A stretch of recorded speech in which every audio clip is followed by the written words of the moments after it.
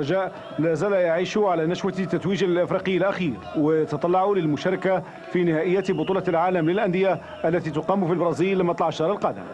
المباراة ضد الجيش الملكي شكلت فرصة ليهنئ المحيط الكروي هنا الرجاء على التتويج الأخير. الرجاء لعب بعناصر شابة جريندو الأكثر تجربة، دون أن ننسى اللاعب لمباركي.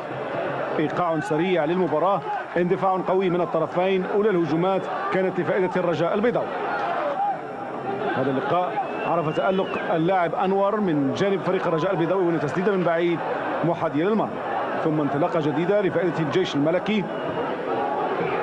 كما تشاهدون اللعب مفتوح بين الفريقين، كان كل شيء واردا. هنا عناصر الرجاء البيضاوي طلبت بضربة جزاء، لكن الحكم لم يعلن عن أي شيء، وبقيت النتيجة 0-0.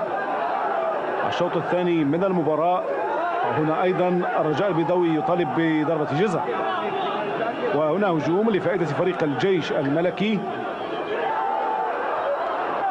اللاعب جريندو ينقذ مرماه في آخر لحظة. الصمدي تلقى بطاقة حمراء. هنا الهدف الأول لفائدة الجيش الملكي كان ذلك في الدقيقة 55 بواسطة اللاعب واغزيف. نشاهد هنا الإعادة بالعرض البطيء من الركنية مباشرة إلى الشباك.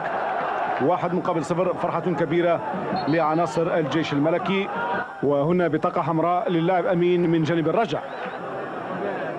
الدقيقة 64 اللاعب لمباركي يتمكن من إحراز هدف التعادل بطريقة رائعة، تسديدة من بعيد والكرة في المرمى. 1-1 النتيجة النهائية. فرحة كبيرة لعناصر فريق الرجاء البيضاوي الشابة. نشاهد هنا الإعادة بالعرض البطيء، واحد من بين أجمل أهداف هذه الدورة. ثم هجومات أخرى لفائدة الرجاء البيضاوي، وظل الجيش الملكي يبحث عن هدف الانتصار حتى آخر لحظة.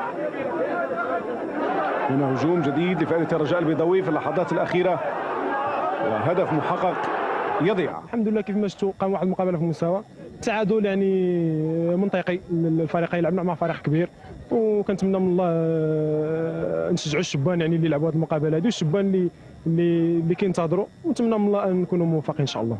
الى كل واحد مشى وترزن ومن بعد حلل المقابله، غيلقى بان كان فينا اشواط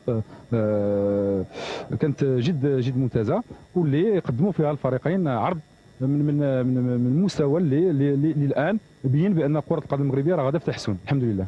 الرجاء البيضاوي يحقق هنا التعادل، لكن عينه الان على بطوله العالم للانديه.